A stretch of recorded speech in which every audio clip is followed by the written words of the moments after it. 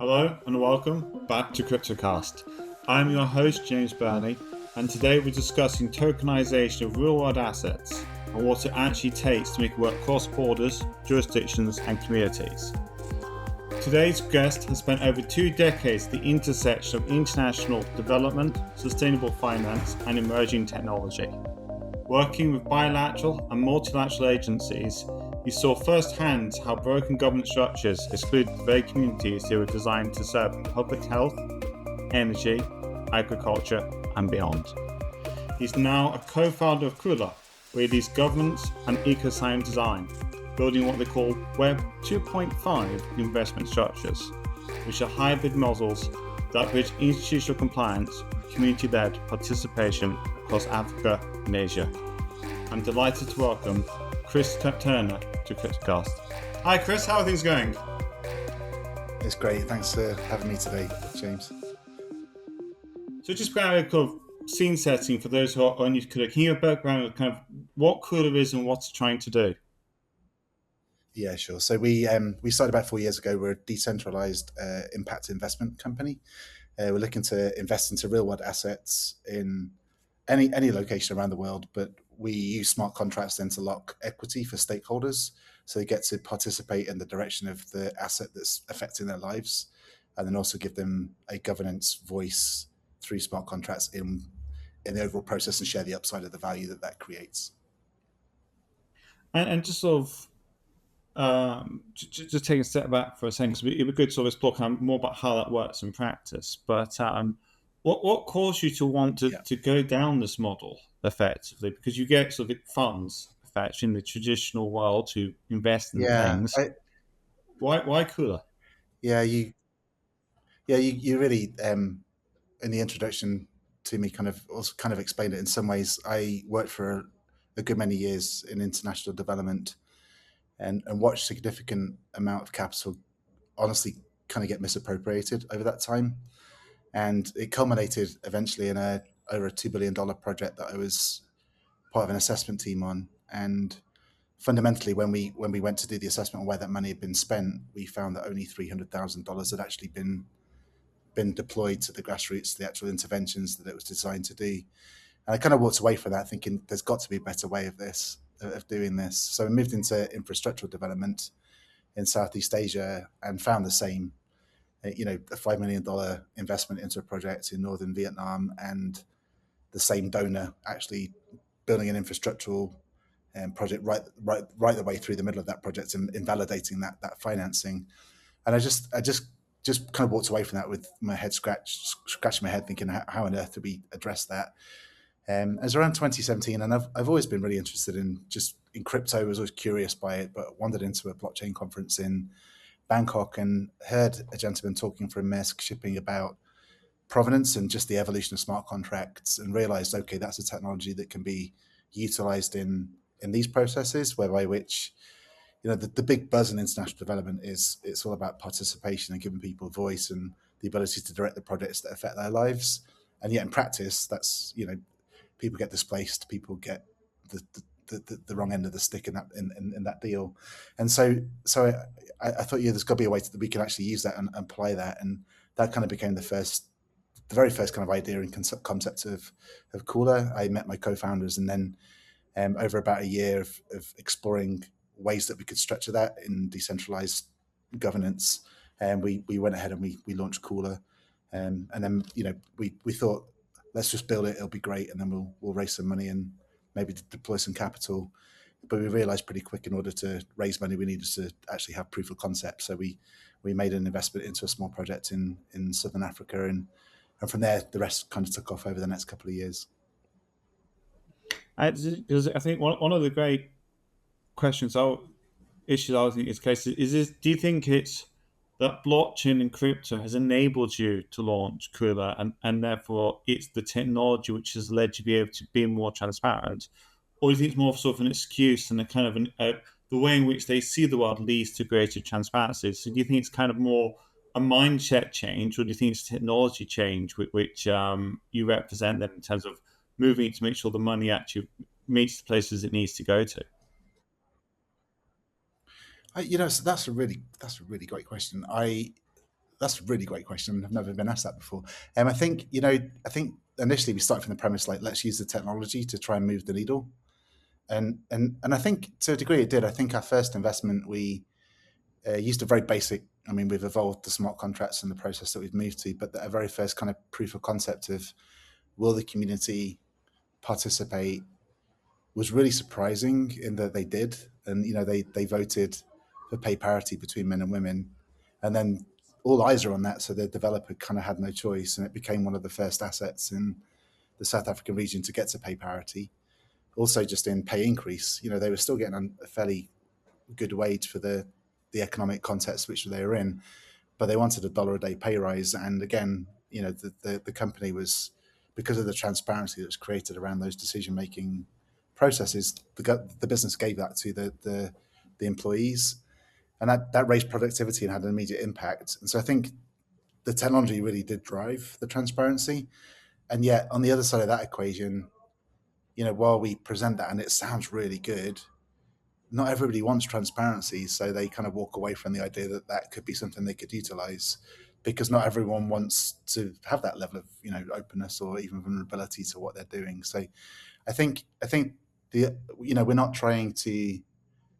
It's not this utopian ideal that we're going to solve these big problems, but if we can move the needle a little bit in terms of providing a greater space for people to see really what's going on and see where there's an accountability around not just the money, but also the impact that those businesses create around their ESG compliance or whatever that would be that they're trying to promote to the outside world, we can move the needle somewhat in a better direction, and that's kind of what we really want to achieve. It's like we're not under any illusion that we're going to solve a lot of the problems, but we are able to give a solution that can solve some. Yeah. Again, one of the other interesting things I've always seen is again, because Kula's I think is around DAOs as well. And DAOs, in some ways, are quite tricky because effectively, Yeah. I've seen DAOs which are basically dictatorships with the word DAO slapped on the sides, and effectively, would you like to keep breathing? If yes, click here. Yeah, I'm a DAO. I know I can take responsibility, which is kind of the one extreme. And then you have kind of the other extreme, which is kind of slightly more anarchic, and no one really knows what's going on, and it's hard to even define who's running it. How have you found running a DAO? Right. I mean, is it kind of is it sort of naturally veer one way or the other, or does it tend to look after itself? No, again, another good question. We very early on, I was actually at a meeting at the House of Lords in the UK and was directly challenged on this question very early when we were developing the business by Lord Way from Shoreditch. And it was a really deeply challenging question to me, the question you just asked. And I went away from that, and it took me about a year of thinking and processing with our team. And, you're absolutely right. DAOs, again, they sound a utopian ideal, right? Oh, everyone can get a fair say and it can produce these outcomes that are great.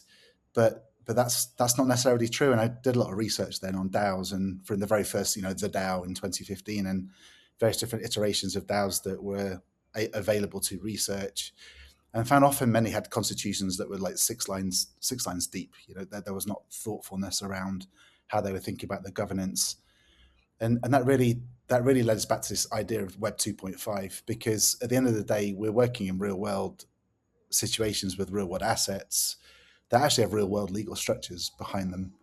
And so, this idea of the DAO or a DAO coming on top of that and almost undoing 2,000 years worth of history that we've learned how to organize things well and provide legal mechanisms that protect and all of those wonderful things. Honestly, how do you leverage blockchain in such a way that aids that and moves that forward and creates more transparency and accountability around that structure, rather than trying to create a structure that either becomes tyrannical or complete anarchy, like you say.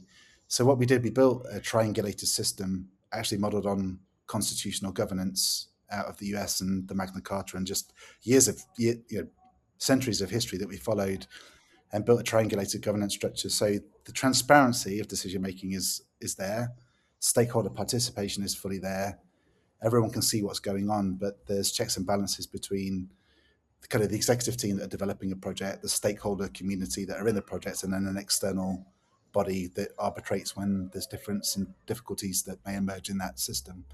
And so we built that pretty intentionally to come up with a triangulated governance structure that really leverages the best of the Web 2 world, but also is embracing the best of the Web 3 technology that we have, and kind of build that hybrid model that allows us to, we believe, make a substantial change to this part of the blockchain industry. Yeah, I mean, it's you talk about Web 2.5 because I think one of the things again I've seen a few projects is you get the Web3 community which sees the world kind of one way. You get Web2 which sometimes sees the world a slightly different way. When you're talking about Web 2.5, do you find you're able to get people from both groups interested in the sorts of things you're building, or are you finding it's more kind of Web 2 but with a twist turning up and supporting it? Because Web 3 can be sort of meme coin dynamically given a half a chance. Yeah, it's interesting, and I think we're slowly growing a community that get it from the Web3 side. We're slowly growing a community for the Web 2 side that get it and actually want the transparency and the immutability of decision making, financial movement, impact metrics that come from what we develop. And in many ways, I think we're really working hard to almost de-Web3 the experience for the people that are in our ecosystem, because it's more for me like TCP on the internet. We know it's there, but we don't really need to know what it is. It just operates in the background, and so by providing interfaces and products that are very Web 2 at face value, but still offer that level of Web 3 provenance technology, in the background, is the way that we're approaching it. And I think my own personal perspective is that in 10, 15 years this will be normal, and people won't even know that they're necessarily even using Web3 technology. It'll just be part of their experience in life, but they won't realize the complexities or technical, really the technology that's going on in the background. So we're really working for that from that perspective, from a very long term. We're in this to build it. We'll see the overall ecosystem moving, and I think to a degree that's honestly happening. Things have massively changed in the last 2 or 3 years from my perspective. So I think we're taking a very patient view on that, and slowly seeing that become more normal and normalized in just for the average user. That makes a lot of sense. One question I'm afraid I can't resist asking because I'm a lawyer. I've seen the rules across the world changing. We've seen places like Mauritius and Botswana put out crypto regimes. We're seeing Asian countries all take different approaches. We've seen the EU go one way, the US go another way, the UK going a third way. Is all the regulatory change just causing an unbelievable migraine, which is harming business, or does it actually work in practice in terms of what you're seeing? Because you're intrinsically having to work across different jurisdictions to try and balance it all out. Yeah, you're right. Our own journey has been very interesting. We've been through about 9 jurisdictions in our journey of attempting to find a home, a regulatory home. And we went to the usual kind of jurisdictions to start with, and they didn't necessarily have even the frameworks to understand what we were trying to do. So we shoehorned into one particular structure, and that wasn't what we wanted. And eventually we found a home in Mauritius, and again, I think we really respect that, because they're quite forward looking and willing to take a risk on us, because other jurisdictions are a bit like, we're not quite sure what you're trying to achieve, and yet they took that step, and we're working with them to now expand with new licenses on top of our initial kind of foothold there, and that's been really wonderful. Things change rapidly, right? So where things were 6 months ago in jurisdiction A, they're very different now, and jurisdiction B's maybe regressed a bit, and jurisdiction C's moved here, and so we're constantly assessing the overall play. And I think what we've done is we've decided we're going to go for the highest level of regulatory compliance we can do in policy and structure and practice, irrespective of wherever a jurisdiction may or may not be at in their own process.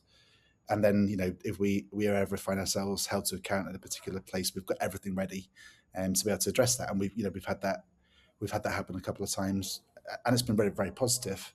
I think that there's wonderful movements being made in this whole sector. I think is almost that acceptance. This is here to stay. It's not just a meme event. It's not just a crypto crazy.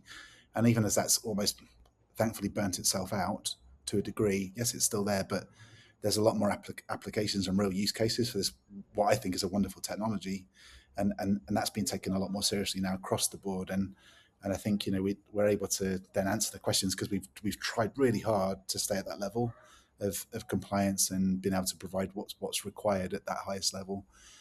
So I think we're adaptive and we can adapt, and we haven't specifically chosen to follow some regimes and their directions, partly because we think, okay, we've got what we need, and we're not directly operating in those jurisdictions. I'm currently down in Nairobi because Kenya is making some wonderful movements, and even like a matter of weeks away from their own VASP laws. So we're working now with the Capital Markets Authority and a second round of potential licensing because we have several projects here. And so we keep pursuing that and keeping our eye, and at the same time, Ghana's making the same moves as they've made an MOU together, which I think you're probably aware of. In that process, there's a good level of evolution going on the African continent. We're less exposed in Asia, but again, we're required wherever we end up with projects and investments that we do look at the local VASP laws and make sure that we're fully compliant as we can be under our global license from Mauritius. So we've got to keep an eye on it, but it's a rapidly evolving sector, and it's quite exciting actually. As things become clearer, it becomes a lot more provides a lot more certainty to the foundation of how you can operate. So we've kind of approached it that way. Yeah, and just last question actually, because is there anything else which is you're particularly excited by? Because there's sort of lots of slow burn developments coming in effectively. But is there anything which has particularly caught your eye that there's something to watch out for in the short to medium term, or even the long term? Yeah, I think for me personally, I'm particularly interested in the real world asset tokenization. And there's an awful lot of buzz around it, obviously, because again, there's significant movements with the clarity coming out of the US and tokenization of funds and equities and money markets.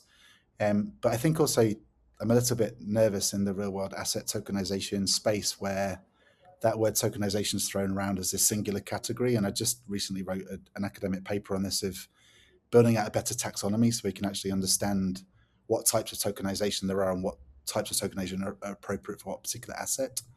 My nervousness is that a lot of tokenization is quite referential, and the retail market buys into that without an understanding of their exposure to the actual ownership of the asset and even their ability to governance or claw back secondary market liquidity and exit.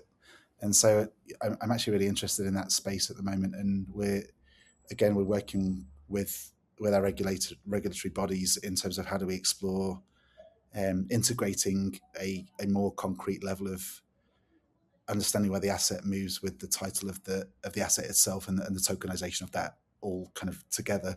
So I'm really excited about where that's going. There's a considerably big market for it in the future, which will affect all of us. It will affect all of us in different ways, and I do think that's really exciting. But again, the regulatory and jurisdictional developments have created a lot more space for that, and so it's becoming a lot more accessible for all.